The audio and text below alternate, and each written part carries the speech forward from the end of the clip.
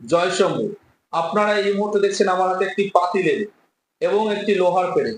এই লোহার পেরেক এবং পাতিলেবুর ব্যবহারের প্রয়োগের মাধ্যম দিয়ে আপনি আপনার জীবনের চরম শত্রুকে নাশ করতে পারেন।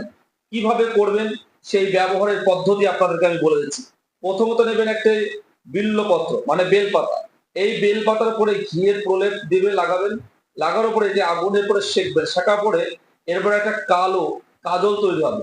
সেই কালো কাজলটাকে এই আঙুলে লাগিয়ে নিয়ে আপনি আপনার পেরেকের গায়ে লাগাবেন সেই শত্রুর নাম করতে করতে।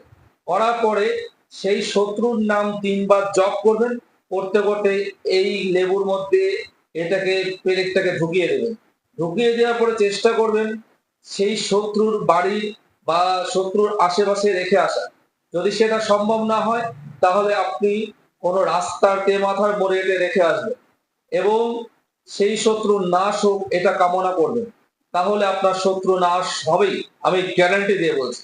যেগুলো আমি আপনাদের সামনে টোটকা প্রয়োগ করি সেগুলো আমি আমার ভক্তদের মধ্যে সেগুলো প্রয়োগ করে দেখেছি, সেগুলো পরীক্ষা করে যে রেজাল্ট হয়েছে কিনা তবেই আপনাদের সামনে সেগুলো আমি এক্সপোজ করি। এটা করুন, 100% গ্যারান্টি রেজাল্ট হবে। আপনারা আমাকে লাইক কমেন্ট শেয়ার করুন এবং উৎসাহ দেন। আমি আগামী দিনে আরো সুন্দর সুন্দর টোটকা দেবো যেগুলো আপনার জীবনে বদলে দেওয়া বা জীবনের সমস্ত ব্যর্থতা কাটিয়ে দেবে। জয় শম্ভু, জয় শম্ভু, জয় মা দুর্গা।